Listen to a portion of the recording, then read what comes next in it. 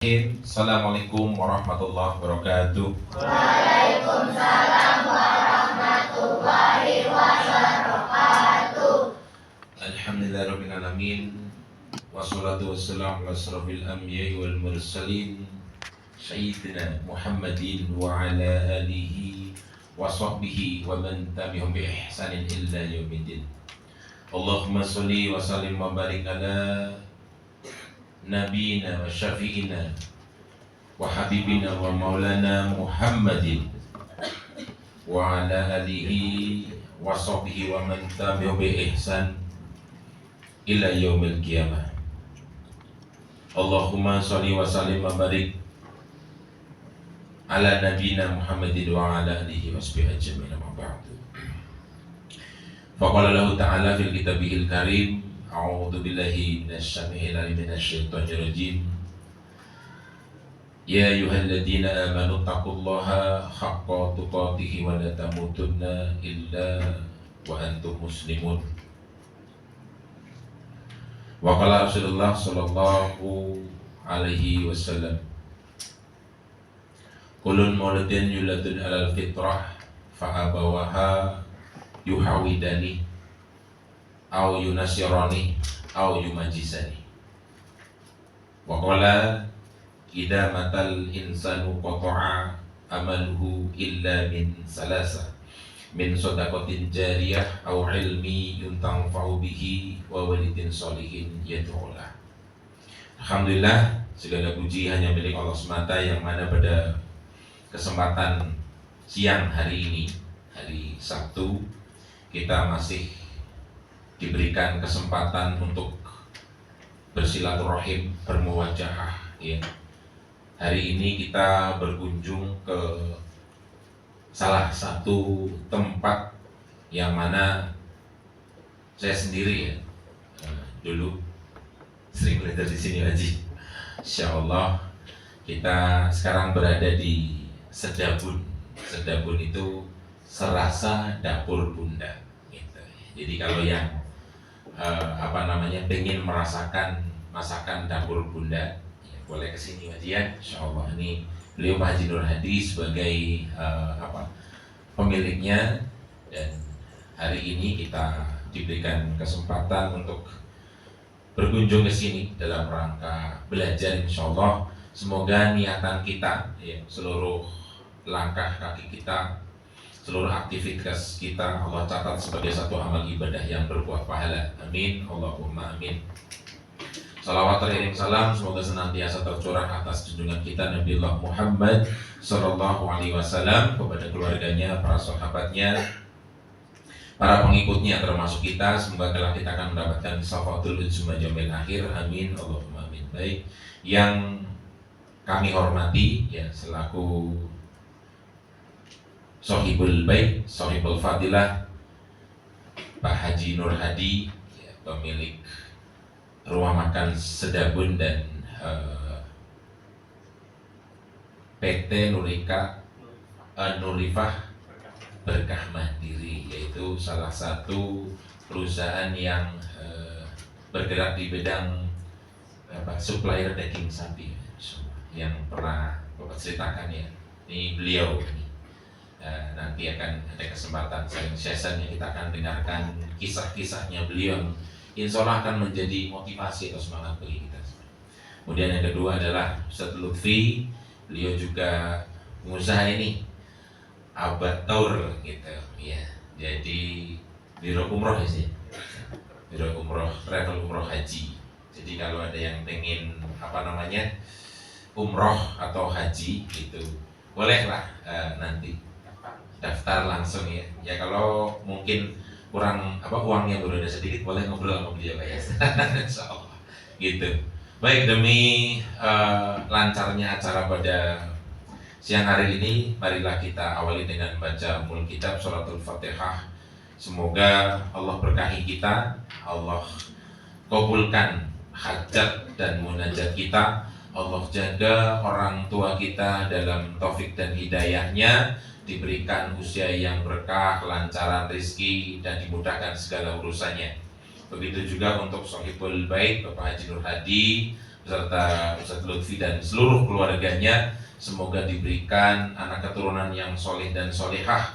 Semoga kelak kita semua akan dikumpulkan di surganya Allah Ta'ala ala hadiniyah wa la kulniyatin solehah bi barakatil fatihah. A'udhu billahi minasyaitonir rajim. Bismillahirrahmanirrahim.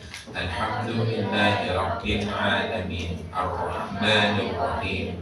Maliki yaumiddin. Iyyaka na'budu wa iyyaka nasta'in. Ihdinas siratal mustaqim. Siratal ladzina an'amta 'alaihim ghairil maghdubi 'alaihim waladdallin.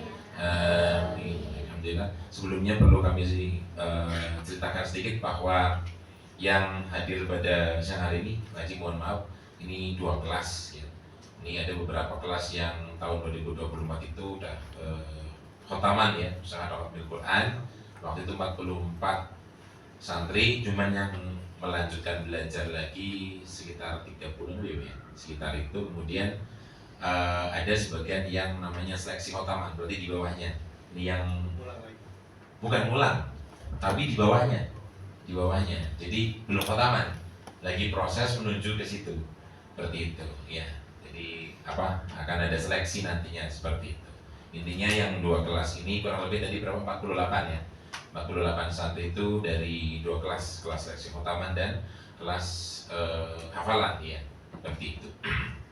Ya, mungkin untuk acara yang pertama langsung akan dibawakan ya, motivasi atau pemberian tausiah ya, untuk memberikan semangat bagi kita semua ya yang hadir di sini, terutama mohon disimak ya, didengarkan agar supaya nanti kita mendapatkan hasil dari sini. Pulang itu bisa diceritakan ke orang tua kita. Kalian harus punya cita-cita lebih ya.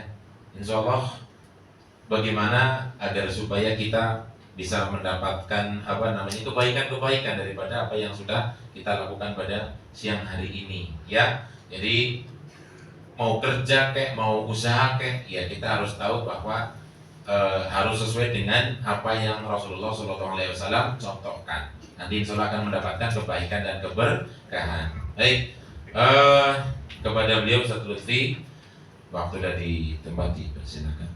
Selamat masuk.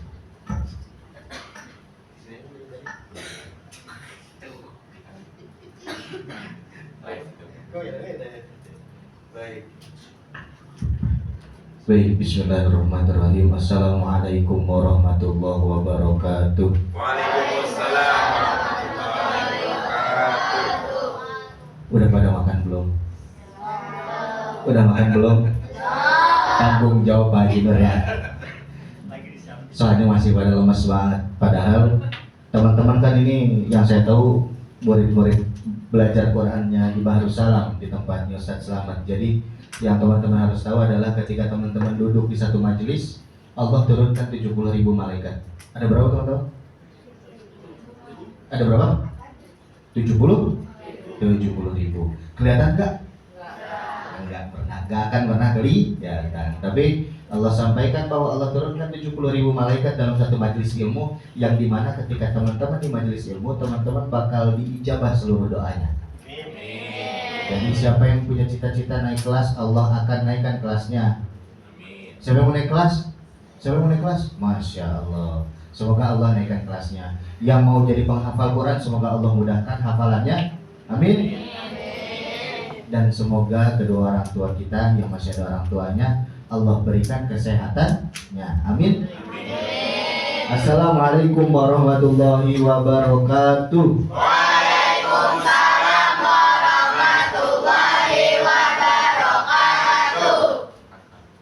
Hamidalillah wa musalliyan ala sayyidina rasulillah wa ala alihi wa sahbihi wa mawala, la hawla wa la quwwata illa billah. Subhanaka la ilma lana illa ma 'allamtana innaka antal alimul hakim. Rabbi auzi'ni an ashkura ni'mataka allati an'amta 'alayya wa 'ala walidayya wa aghsilni bi rahmatika ya arhamar rahimin. Rabbi shrah li sadri wa yassir li amri wahlul 'uqdatam min lisani yafqahu qawli. Alhamdulillah, segala puji hanyalah milik Allah Subhanahu wa taala atas segala limpahan nikmat serta karunia-Nya. Allah pertemukan kita di momen yang spesial ini.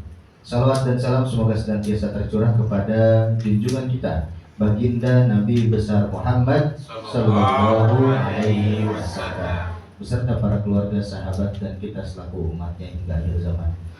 Saya ngapunten Pak Haji, enak ini saya mantatin kan guru-guru saya semua, masya Allah. Bisa dilihat ya teman-teman ya, kalau mau ngelihat orang soleh pakai peci, kalau ngelihat orang soleh pakai peci. Jadi saya nggak soleh teman-teman. Ya guru-guru saya mau pakai peci, saya mau pakai topi aja tuh, sama kayak abang yang di belakang tuh. Seperti saya dong. Saya pakai juga deh. Ya kalau kalian berangkat pakai kerudung tuh. Kalau pakai topi aneh, kecuali pakai kerudung baru pakai topi. Kalau lagi kepak, nasa. Baik teman-teman yang dimuliakan oleh Allah Subhanahu Wa Taala, siapa yang di sini usianya yang paling senior, tapi bukan ibu-ibunya? Yang sekolahnya SMA kelas 3 ada? SMA kelas 3 ada? Kelas 3 nggak ada. Kelas 2 SMA kelas 2, kelas 11, kelas 11. Ini siapa yang paling tinggi? SMA kelas 10. Hah, Lagi PKM. PKM gitu. Yang ada yang paling tinggi ini kelas 10 ada kelas 10? 9. Enggak ada. Kelas 9 ada kelas 9. Kelas 9. Cok. Nah, kelas 9. Oke, kelas 9. Yang perempuan paling besar kelas berapa? 8? 7? Kelas 8. Bu. Oh, 7 paling besar. Masya Allah. Baik. Jadi teman-teman yang dimuliakan oleh Allah Subhanahu Wa Taala, ini gap kita nih terlalu jauh nih. Kalau saya sama Pak Haji Nur apalagi, ini udah kayak bapak sama anak teman-teman. Kalau teman-teman sama Pak Haji Nur berasa ketemu, ya. Nah. Tuh, wah, enggak sih. Umur itu cuma angka teman-teman. Baik, teman-teman yang dimuliakan oleh Allah, sebetulnya ini tembakannya dadakan dari Ustadz Selamat. Biasanya kan teman-teman dikasih motivasinya sama Ustadz Selamat ya. Kalau lagi ngaji, lagi belajar sama Ustadz Selamat dikasih motivasi. Tapi ini kita akan mengambil POV yang lain. Ketika kita belajar, teman-teman menjadi santri Quran dan teman-teman punya motivasi yang lain. Siapa yang di sini sekolahnya negeri? Yang sekolah negeri? Wah, masya Allah, alhamdulillah banyak yang sekolah negeri. Nggak bayaran dong ya? Nggak bayaran dong ya? Alhamdulillah. Nah, tapi jajan tetap jajan. Oh, jajan. Masya Allah. Siapa yang cita-citanya jadi penghafal Quran? Siapa yang jadi penghafal Quran? Oh, masya Allah, Ustaz. Penghafal Quran nih, amin. Semoga Allah ijabah amin arbal. Teman-teman tahu nggak? Tapi hebatnya teman-teman apa yang membedakan hebatnya teman-teman di sini sama teman-teman yang ada di luar sana? Ada yang tahu? Teman-teman datang ke sini pengen belajar bareng, teman-teman di luar sana pengen malam mingguan katanya. Udah pada macet-macetan. Coba aja teman-teman keluar. Tadi aja saya pas berangkat saya tanya, Ustaz Selamat, udah pada sampai belum? 15 menit lagi, oh macet berarti. Tapi tadi macet ya teman-teman? Macet, ternyata benar Depok macet ya. Pada malam mingguan, tapi teman-teman bukan mau malam mingguan, teman-teman di sini mau sharing sama Pak Haji Nur bagaimana kisah beliau yang teman-teman mas sekolahnya sampai begini, yang SMP melanjut SMA mau, yang dari SD mau ke SMP Pak Haji Nur mau putus sekolahnya, tapi beliau bisa bikin anak-anaknya sekolah sampai dengan kuliah, sampai punya sedabur, masya Allah. Dan sedabur jadi salah satu rumah makan yang tempatnya sering dipakai ngaji teman-teman. Jadi di sini itu tempatnya ini teman-teman duduk ini tempatnya orang-orang pada menuntut ilmu.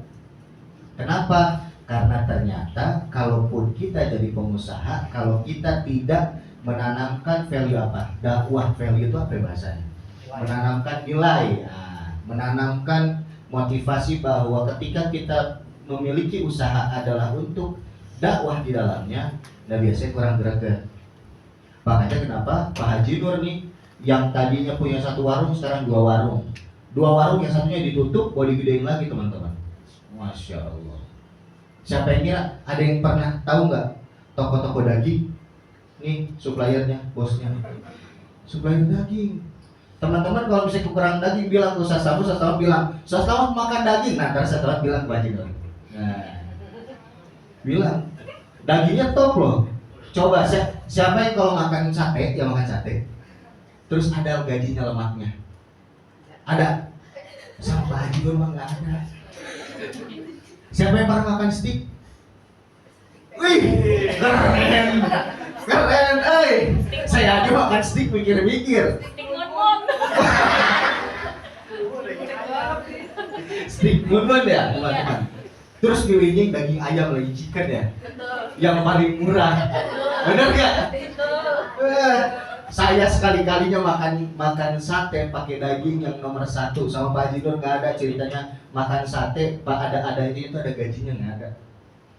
Kemarin saya baru ada acara Pak Haji Nur bilang daging dari saya dagingnya daging sirloin. Ada yang pernah makan daging sirloin? Belum kan? Mahal kalau beli. Pak Haji Nur mah ngebagiin ke saya. Mau nggak? Mau? Ngeri ya? Gitu, jadi Masya Allah. Jadi teman-teman yang dimuliakan oleh Allah Subhanahu Wa Taala, siapa yang nanti besar punya cita-cita selain penghafal Quran pengen punya usaha? Yo, siapa yang pengen jadi Pengen pengusaha? jadi pengusaha? Yo, cok. Oke, turunin lagi teman-teman. Teman-teman tahu nggak? Dalam salah satu kisah sirah, ini juga biar teman-teman tahu. Rasulullah itu pedagang atau bukan? Rasulullah ya, pedagang atau bukan? Kata siapa? Nah, saya nanya, kata siapa Rasulullah pedagang? Kata siapa? Kata Eca. Kata siapa lagi? Kata Raka. Kata siapa lagi? Kata Acong. Masya Allah. Tenang aja dihukum. Jadi yang pedagang itu adalah Muhammad. Jadi Nabi Muhammad yang kita nyebutnya. Muhammad itu sebelum Allah utus jadi Rasul adalah pedagang. Jadi kalimat Rasulullah pedagang atau bukan? Bukan. Gitu. Jadi sebelum Muhammad diutus menjadi Rasul itu pedagang. Gitu. Ini yang harus diluruskan. Nah, betapa hebatnya suri tauladan kita yang kita kan menjadikan Rasulullah sebagai teladan ya. Beliau itu dengan segala kekurangannya, dengan segala keterbatasannya, tetap aktif berdakwah, tetap menjadikan dirinya seorang pengusaha. Disuruh apa? Ngangon kambing. Bahkan hebatnya Rasul bisa menggandeng saudagar kaya. Ada yang tahu siapa saudagar kayanya? Saudagar kaya yang digandeng sama Rasulullah untuk berbisnis. Dan sampai akhirnya bicara-bicara ke Rasulullah, saya pengennya berbisnis dengan beliau. Ada hadiahnya tuh. Waduh, saya ngajarin lagi. Saya pengen ngasih hadiah, saya bingung hadiahin apa. Ya, 10.000. Ya. 10.000 pertama. Ya, 10.000. Yang digandeng sama orang ini cuma mau berbisnis sama Muhammad. Saya hanya ingin berbisnis dengan dia. Yo. Karena dia jujur. Karena Muhammad terkenal jujurnya. Karena Muhammad terkenal amanahnya. Karena Muhammad terkenal nih kalau berbisnis tuh pokoknya clear sama dia. Siapa? Angkat tangan dulu, baru Siapa? jawab. Salah. Ya. Angkat tangan dulu. 50.000. Wah, 50.000 sama tuh. Ayo. Angkat tangan dulu. Siapa? Ibu Khadijah 50.000 ya. Nah, Ibunda Khadijah. Jadi Ibunda Khadijah. Nah, Ibunda Khadijah ini yang menjadi partner bisnisnya Rasulullah. Bahkan Ibunda Khadijah ketika sudah menikah dengan Rasulullah, seluruh hartanya digunakan untuk dakwah. Ini harus menjadi motivasi kita. Boleh nggak kita jadi orang kaya? Boleh nggak kita jadi orang kaya? Mau nggak? Mau. Kalau jadi kaya mau diapain duit kekayaannya? Ngapain tuh?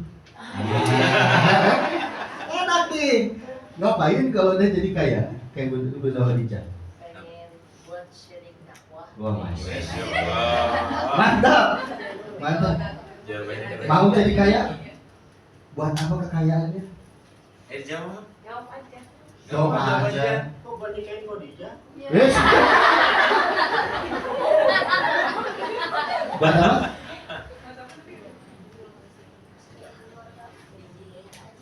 Berangkatin orang tua haji. Kalau kaya buat apa kayanya? Iya. Sedekah. Kalau dikasih kaya buat apa kekayaannya? Buat apa? Buat apa? Benar. Buat ini. Dikasih kaya buat apa? Iya. Buat ke Mekah, Masya Allah. Ini lagi meeting. Kalau kaya, buat apa kekayaannya? buat ke Mekah. Masya Allah. Semoga santri-santri Baharus Salam Allah panggil menjadi tamu Allah ke Mekah dan Madinah.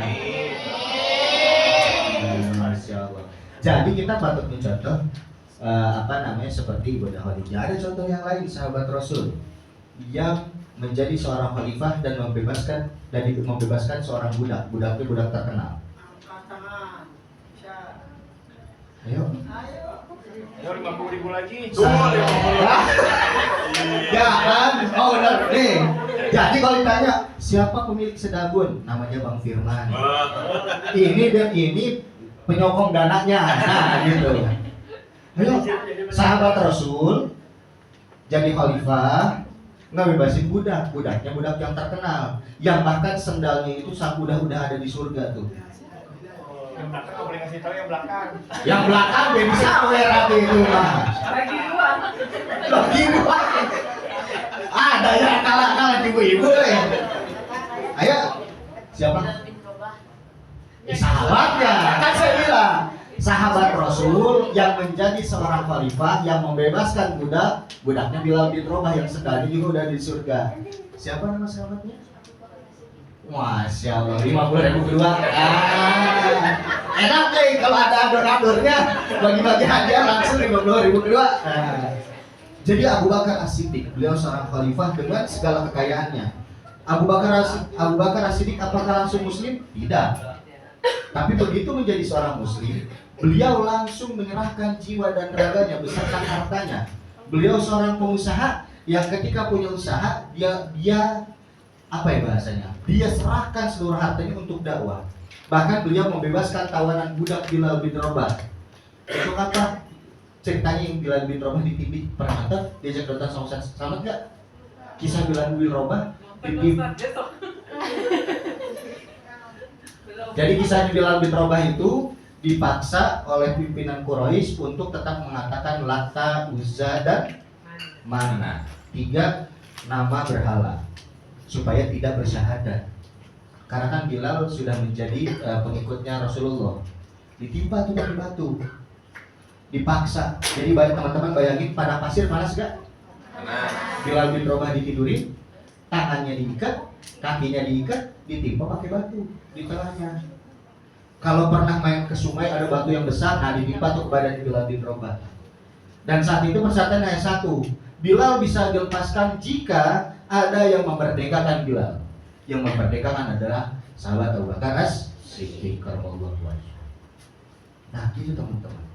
Jadi kalau teman-teman dimotivasi sama Ustaz Selamat, saya pengen jadi pengusaha saya pengen menjadi kaya saya. Buat apa? Untuk bisa apa?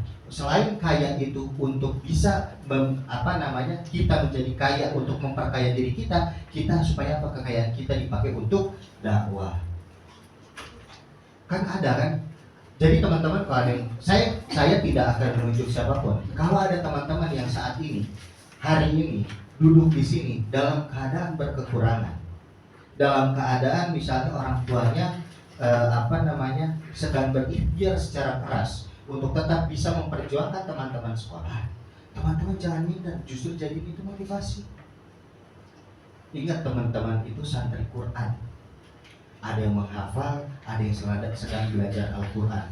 Allah tinggiin derajatnya. Di saat ada yang hafal surat Al-Baqarah ayat 1 sampai 5. Ayat pertamanya bunyinya gimana teman-teman?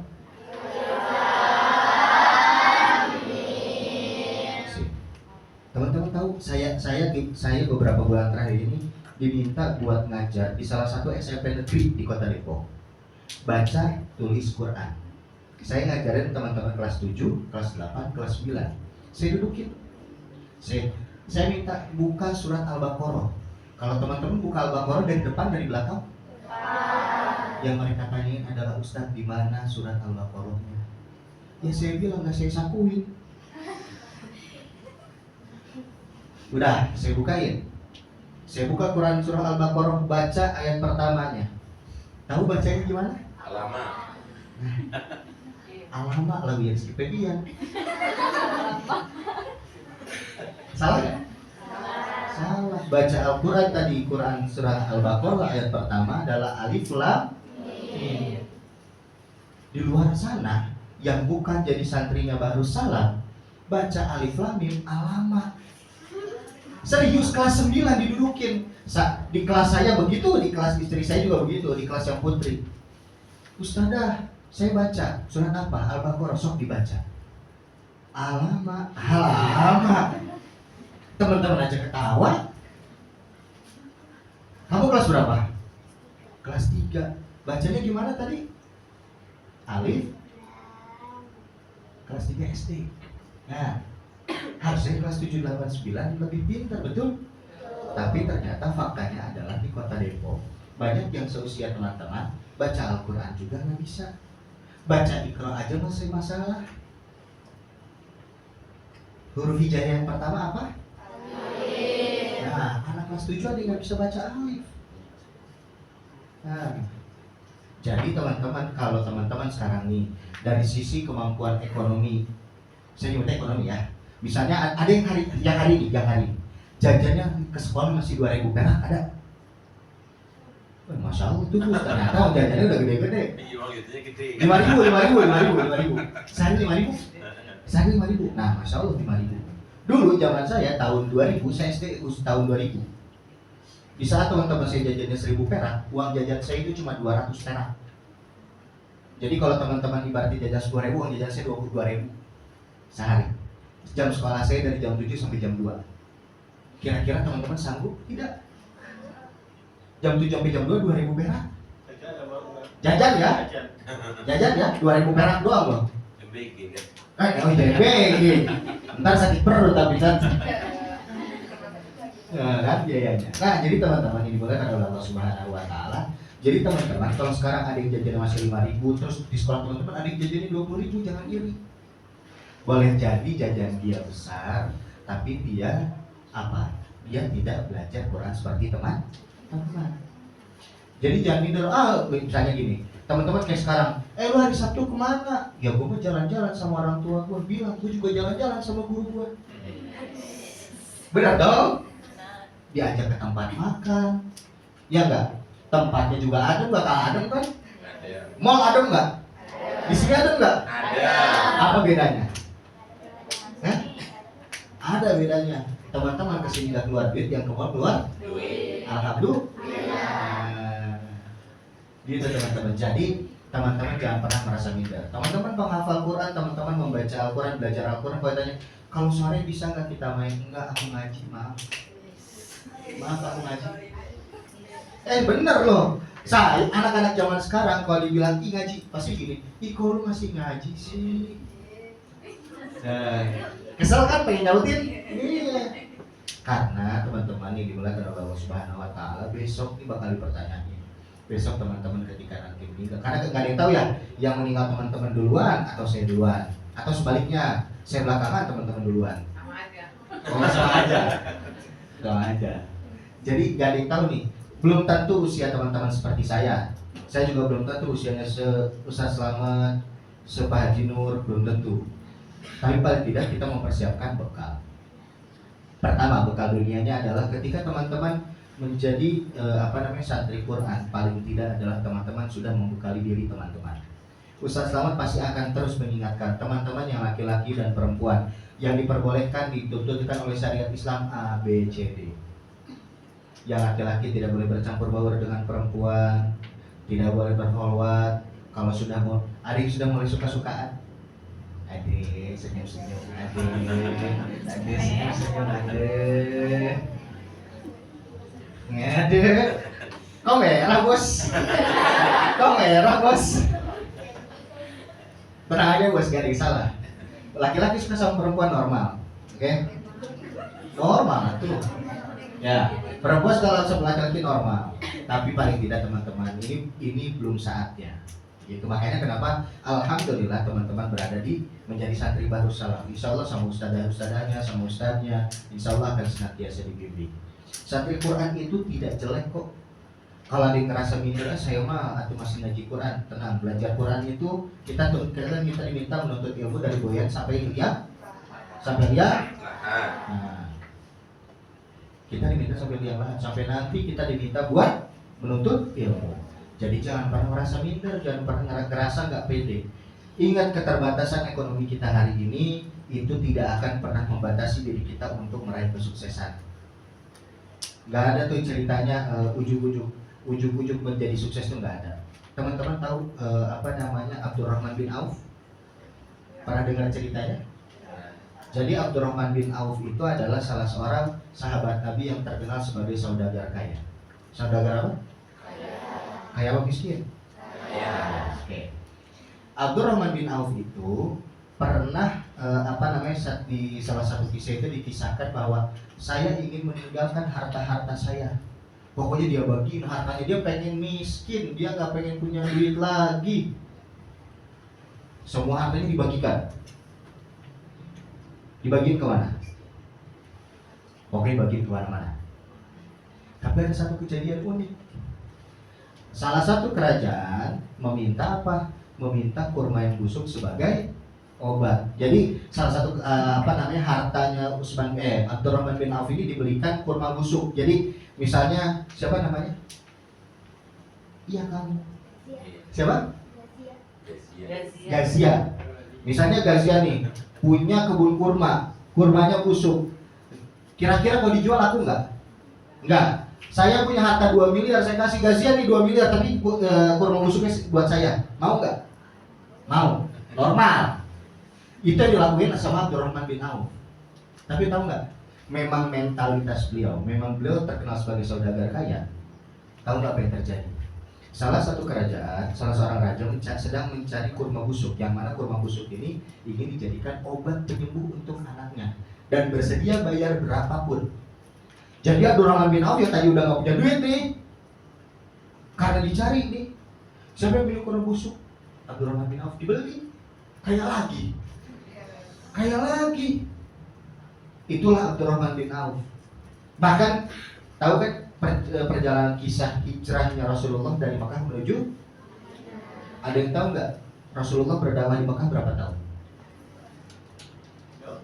Di Mekah berapa tahun Rasulullah berdakwah? Gocap ketiga nggak? Gocap ketiga. Rasulullah dakwah di Mekah berapa tahun? Ayo, Rasulullah berdakwah di kota Mekah berapa tahun? Ayo, nggak boleh lihat ya. Nggak ada yang HP kok, tenang aja, saya tenang, alhamdulillah. Saya jawab. Itu tasnya duluan kalau gitu, nggak usah duit lah. Jangan ustadahnya, jangan. Ustadahnya mah jangan. Ayo, Mekah berapa tahun? Gak ada. Di Madinah berapa tahun? Nah, udah. Nyerah dulu. Kita nyerah dulu. Rasulullah dakwah di Mekah itu 13 tahun. Di Madinah 10 tahun. Di Mekah dakwah 13 tahun. Kenapa akhirnya hijrah? Apakah karena Rasulullah menyerah? Tidak. Karena kenapa? Karena Rasulullah sudah melihat bahwa masyarakat di kota Mekah itu jahil alias bodoh. Karena sudah didakwahi oleh Rasulullah tidak mau menerima. Perintahnya diperintahkan untuk dia sudah berhijrah. Ada salah seorang sahabat yang diutus sama Rasulullah ke Madinah. Untuk apa? Menyampaikan dakwah Islam ke sana selama 1 tahun. Siapa nama sahabatnya? Siapa? Nabi Adam maksudnya? Bukan. Belum betul. Rasulullah mengutus salah seorang sahabat. Ini saya sambil cerita. Satu orang sahabat mengutus, dikirim ke Madinah. Kata Rasulullah pesannya adalah, ya siapa namanya? Silakan engkau pergi ke Madinah dan sampaikan dakwah Islam ke kota Madinah. Temui kabilah-kabilah yang ada di sana, petinggi-petinggi kabilah yang ada di sana untuk disampaikan dakwah tentang Islam. Ayo, menyerah? Kisi-kisinya kasih. Siapa? Belum apa-apa. Tadi bagus mau jawab. Salah. Ayo, belum betul. Umar bin Khattab katanya belum. Salah. Ayo. Terusin aja. Terusin, gak apa? Terusin. Saya masih kesempatan ini. Masih muda. Muda, seorang pemuda. Berangkat dari Mekah menuju Madinah. Silakan temui. Ya. Semua khalifah salah. Ayo. Karena bukan khalifah. Beliau tidak pernah menjabat sebagai khalifah. Ya. Tadi sudah disebutin, salah. Macet tuh. Nyerah? Nyerah dulu nggak? Nanti saya kasih pertanyaan yang lain. Iya. Lanjut? Lanjut. Lanjut. Namanya Mus'ab bin Umair. Rasulullah utus dari Mekah menuju Madinah. Kata Rasulullah, ya Mus'ab, silakan engkau pergi kota Madinah. Persiapkan kota Madinah untuk menerima Islam. Jika sudah kembali, berikan kabar kepadaku. Pergi ke Madinah selama 1 tahun, terus kembali ke kota Mekah.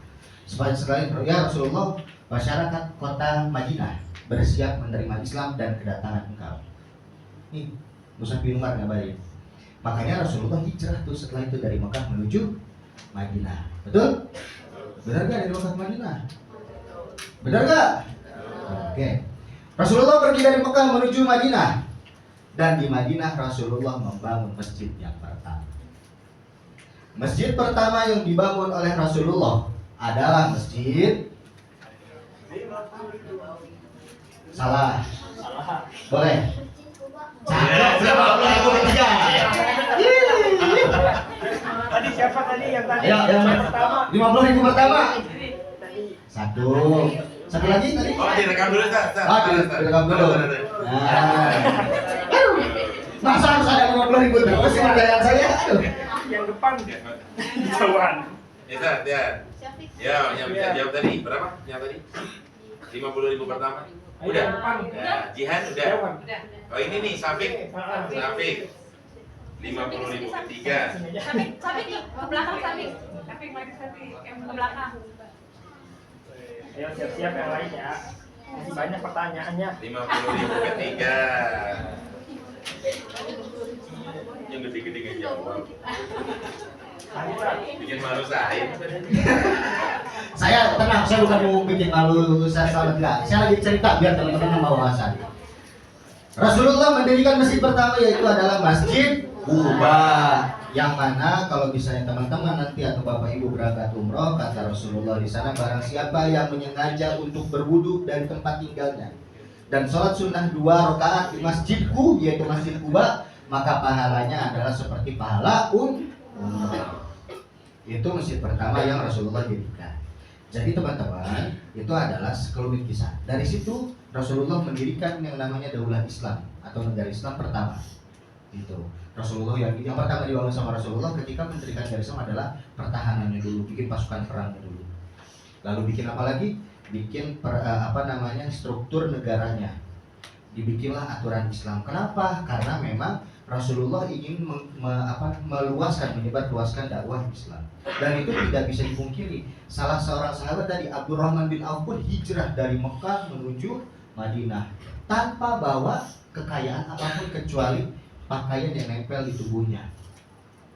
Nah, Rasulullah ketika hijrah itu mempersaudarakan 2 kaum. Nah, ayo, 2 kaum. Rasulullah mempersaudarakan tuh. Ada 2 kaum dipersaudarakan di sana. Dari situ kisahnya Abdurrahman bin Auf juga dimulai. Kaum apa? 2 kaum tersebut? Ya. Katakan dulu. Oh, masih ada baca keempat tuh. Ayo. Fatih. Masya Allah. Kaum Aus dan Khazraj atau Muhajirin dan Ansor dipersaudarakan. Nah, Ayo lanjut. coba berdiri dulu. Yang agak susah Pak. Yang agak susah. Saya ngasih yang susah-susah nggak tega. Nah, Abdurrahman bin Auf terus dipertemukan dengan kaum Muhajirin, itu adalah kaum yang berhijrah, kaum Ansor adalah kaum penolong alias warga Madinah. Abdurrahman bin Auf ditawarkan oleh warga Madinah, engkau ingin apa? Kekayaan, wanita, atau apa lagi yang dicari? Kata Abdurrahman bin Auf, berikan aku, bertunjukkan aku adalah pasar. Jadi Abdurrahman bin Auf saking mental kayanya beliau, yang dicari oleh beliau adalah pasar. Beliau apa yang dilakukan beliau kalau ke pasar? Melihat apa sih kebutuhan orang-orang yang ada di Madinah. Jadi Abdurrahman bin Auf cuma modal baju yang nempel atau jubah yang nempel di badannya. Beliau hijrah, tapi ternyata beliau bisa membangun lagi kekayaannya untuk apa? Menopang dakwah Rasulullah. Nah, ini sebagai pelajaran buat teman-teman. Jadi, kalau teman-teman hari ini bukan dari keluarga yang keluarga yang Kaya. Standarnya kaya bisa teman-teman punya apa? Punya mobil. Terus punya apa lagi kalau kaya tuh? Punya bonus. Punya Monas. Punya expander. Ayo punya apa lagi? Punya Mercy. Lamborghini. Fortuner. Punya rumah tingkat. Punya utang. Tapi benar teman-teman, orang kaya di Indonesia banyaknya punya utang. Nanti Pak Jinder yang cerita, jangan saya nggak pengalaman lagi. Jadi intinya teman-teman, jadi teman-teman jangan pernah minder ketika teman-teman bahwa merasa, oh hari ini kan aku jajannya cuma 5.000, hari ini aku habis sekolah harus les ngaji, hari ini aku habis sekolah harus tetap, hari Sabtu harus tetap ikut ngaji. Teman-teman jangan berkecil hati, teman-teman harus ingat baik-baik. Saya ingat lagi. Kenapa? Karena di luar sana banyak teman-teman yang tidak seberuntung teman-teman. Banyak orang lain tidak seberuntung teman-teman. Teman-teman bisa baca alif lam mim. Di luar sana enggak. Coba ayat pertama yang surat Al-Qalam apa? Kalau orang yang nggak bisa baca Quran gimana bacanya? Salah? Teman-teman beruntung makanya kata saya. Jadi jangan merasa beruntung itu kalau kita dapat duit, dapat 50.000. Ini mikir. Jadi beruntung itu adalah ketika teman-teman bisa membaca kalam-kalamnya Allah, teman-teman bisa membaca Al-Quran. Dan jangan berkecil hati teman-teman, walaupun sekarang kayaknya aku kalau jadi pengusaha aku mau ngapain ya? Nanti teman-teman bisa belajar insya Allah. Karena kenapa? Allah meninggikan derajatnya orang-orang yang menuntut ilmu, orang-orang yang mempelajari Al-Quran. Jadi kalau misalnya sekarang ngerasa kayaknya di pelajaran aku kurang baik deh dibandingkan teman-teman aku, karena nanti di akhirat ditanyain berapa nilai ulangan kamu. Enggak. Nilai apa tuh yang jelek? Matematika. Gak ditanyain berapa nilai matematika kamu. Wah, hitung persamaan aljabar A, B, C. Aduh, capek. Coba kali ditanyain. Tapi yang ditanyain, teman-teman bakal ditanyain man kita bukan. Apa kitabnya teman-teman? Bukan Roblox, bukan. Tawa. Bukan Free Fire, bukan. Bukan. Apa lagi ngehit gimana? Saya tanya, banyak kan main ML, banyak kan baca Quran. Main ML. Main ML. Itu teman-teman. Jadi jangan pernah merasa berkecil hati, jangan pernah merasa minder, karena teman-teman sesungguhnya Allah sedang tinggikan derajatnya. Kenapa Ustaz Slamet, Bu Ustadzah sampai detik ini mempersaingkan teman-teman? Karena Ustaz Slamet dan ibu-ibu sudah paham, sudah meyakini bahwa dengan teman-teman dituntun dan diajarkan belajar membaca Al-Quran, menghafal Al-Quran, sama derajat pahalanya ibu-ibu bapak-bapaknya pengen kebagian jariahnya. Jadi kalau teman-teman besok masuk surga, amin. Jangan lupa sama guru-guru teman-teman yang udah ngajarin Al-Quran ke teman-teman. Ustaz Slamet, saya nggak apa lagi nama ibu-ibu, maaf ya Bu ya, tanpa mengurangi rasa takdim saya. Tapi paling tidak teman-teman harus paham bahwa menjadi pengusaha itu harus menjadi pengusaha yang bisa menanamkan nilai Islam di dalamnya. Terakhir, saya nanya, tapi harus sempurna jawabannya. Cepet-cepetan aja ya. 50.000 terakhir. 50.000 terakhir. Biar Pak Jenur ini biar gak keburu asa. Sebutkan.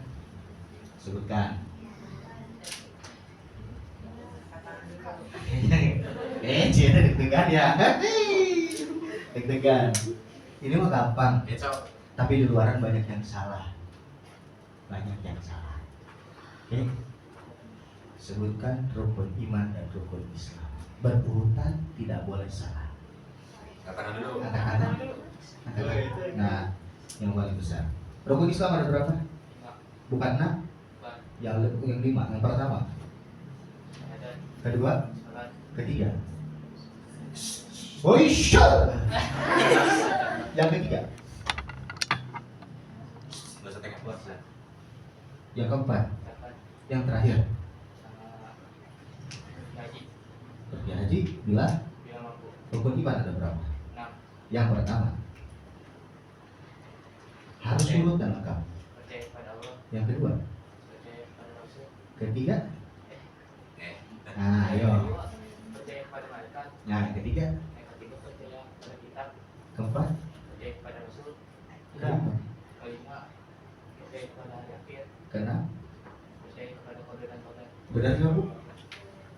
Benar tidak Ibu? Kebalik, belum sempurna. Maaf ya. rukun Islam. Ayo. Siapa yang menjawab lagi? Kamu? Siapa namanya? Siapa? Eca. Rukun Islam ada berapa? Yang pertama. Yang lain diem, yang lain diem. Hah? Yang kedua? Yang ketiga? Yang keempat? Yang kelima? Rukun iman ada berapa? Yang pertama. Kedua? Ketiga? Keempat? Yang kelima? Yang keenam? Takbir! Allah Akbar. 50.000. 50.000. Ayo coba dikeluarin. Nah, kan udah 50.000 terakhir, alhamdulillah. Ih, selesai saya bagi-bagi 50.000 dari tadi lewat tangan. Terima kasih, bangun. Terima kasih. Insyaallah. Baik teman-teman yang dimuliakan oleh Allah Subhanahu wa taala. Terakhir. Jadi di luar sana ada yang sudah kelas 12, saya tanyain rukun iman ada berapa? Ada 5 katanya. Kelas 12 kelas berapa berarti? Kelas 3 SMA. Di luar sana masih ada yang bisa begitu. Jadi saya ngisi di sesi ketika mau ujian nasional, waktu masih ujian nasional. Rukun Islam ada berapa? Ada berapa ya Ustaz? Nah alhamdulillah. Eca kelas berapa? Jangan sampai lupa gitu ya. Nah jadi rukun Islam itu ada 5, rukun iman ada 6. Besok jangan salah lagi, jangan sampai ketukar. Gak apa-apa. Tenang, 50.000 itu cuma duit. Insya Allah nanti kebagian dan rezekinya yang lain. Oke? Saya mohon maaf lahir dan batin, itu yang bisa saya sampaikan. Semoga ada pelajaran yang teman-teman dapat di kesempatan siang hari ini. Ada hari ini dapat? Ada selain 50.000 ya. Yang benar datangnya dari Allah, yang salah datangnya dari saya. Saya mohon maaf lahir dan batin. Akhirul kalam, billahi taufiq wal hidayah. Wassalamualaikum warahmatullahi wabarakatuh. Waalaikumsalam.